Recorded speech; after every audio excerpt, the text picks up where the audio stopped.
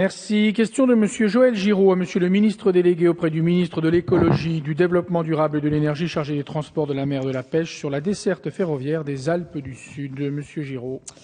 Merci Monsieur le Président. Monsieur le Ministre, comme vous le voyez, la situation des Alpes du Sud préoccupe 100% des députés du département des Hautes-Alpes ce matin. C'est donc la preuve que la situation est particulièrement grave.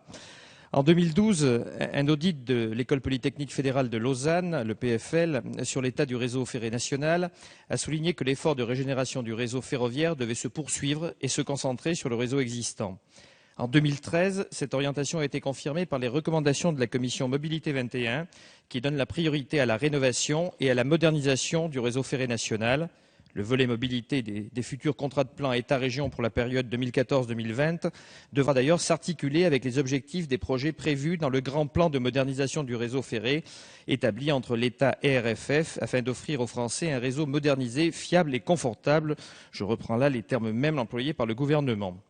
Or, Réseau ferré de France a récemment annoncé que la priorité serait donnée aux seuls travaux de régénération des lignes dites de catégorie UIC, l'Union internationale des chemins de fer, de 1 à 6, selon la nomenclature internationale, laissant ainsi de côté 25% du total des circulations TER en France. L'État n'a donc pas prévu de contribuer, en particulier, au financement de la rénovation de l'ensemble des lignes des Alpes du Sud qui convergent vers Briançon via Gap depuis Marseille, Valence ou Grenoble, ni à celle de la vallée de la Roya. Ces lignes sont pourtant essentielles car elles favorisent l'accès à la montagne, assurent leur désenclavement, ont également pour certaines une fonction de desserte interne entre pôles métropolitains. Les deux régions, Provence-Alpes-Côte d'Azur et Rhône-Alpes, veulent en faire une priorité de la prochaine convention interrégionale du massif des Alpes, car pour elles, le seul critère de rentabilité n'est pas pertinent. Ces lignes sont au réseau national comme les ruisseaux au grand fleuve. Elles alimentent ce réseau en assurant la capillarité du territoire et en cas d'incident, de travaux, elles peuvent même constituer des itinéraires alternatifs. Par ailleurs, les péages qui sont encaissés sur ces petites lignes participent au système de péréquation sur les recettes générées. Il est normal qu'elles soient également prises en considération dans les prévisions de régénération. D'un point de vue plus technique, il conviendrait aussi de mettre en place, comme en Suisse, un référentiel technique dit de petites lignes pour la maintenance ou la réouverture de ces lignes en adéquation avec les enjeux de circulation. Il est quasiment impossible à l'heure actuelle de rouvrir la ligne de Digne à Saint-Auban, tout simplement pour des normes techniques qui sont les mêmes contraintes finalement que sur un grand axe, ce qui est quand même paradoxal puisqu'on veut en même temps les fermer. J'insiste sur le rôle indispensable que jouent ces lignes en matière d'alternative et de complémentarité au réseau routier et dans des zones où les aléas climatiques, on a pu le constater tout récemment, ont parfois des conséquences catastrophiques. L'État ne peut pas approuver la création d'un système à deux vitesses.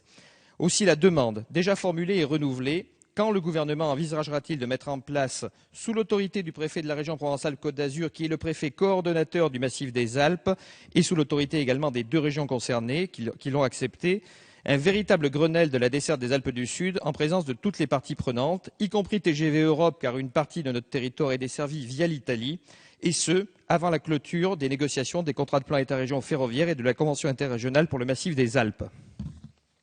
La parole est à Monsieur le ministre délégué auprès du Premier ministre chargé des relations avec le Parlement, Monsieur Vidalis.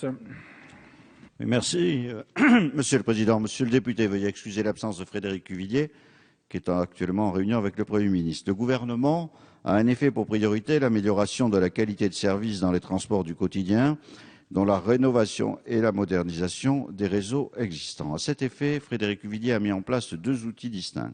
Le grand plan de modernisation du réseau, qui traite du renouvellement du réseau et qui sera doté d'au moins 2,5 milliards chaque année.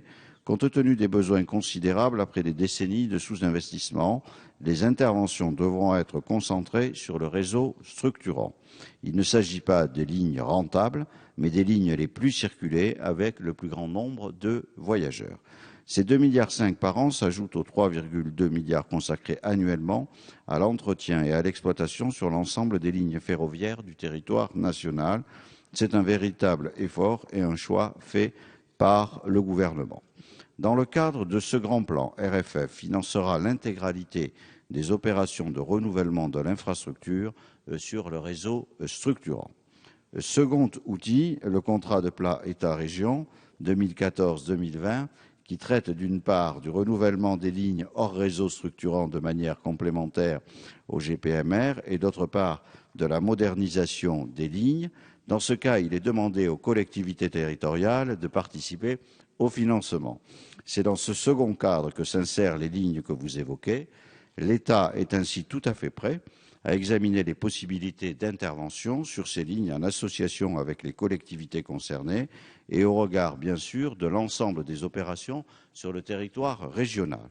Par ces outils, il ne s'agit pas du tout de créer un réseau à 2 vitesses, mais de répondre au mieux aux besoins de fiabilité et de qualité de déplacement des usagers.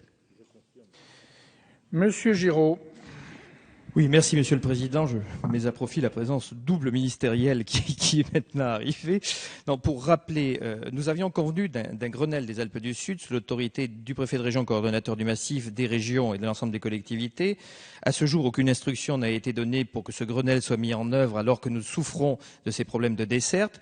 Je prends note avec beaucoup d'intérêt d'une réponse que nous n'avions pas, je le dis clairement, puisque nous avons voulu inscrire dans les contrats de plan et le contrat de plan particulier qui est celui du massif les lignes convergentes en direction de Veynes, tout simplement pour faire en sorte qu'il y ait à la fois des crédits de RFF et des crédits des régions. Donc je suis heureux de constater que tel sera le cas désormais, mais j'aimerais que ce Grenelle ferroviaire des Alpes du Sud, que vous m'aviez promis, Monsieur le Ministre, puisse se mettre en œuvre sous l'autorité du préfet coordonnateur du massif.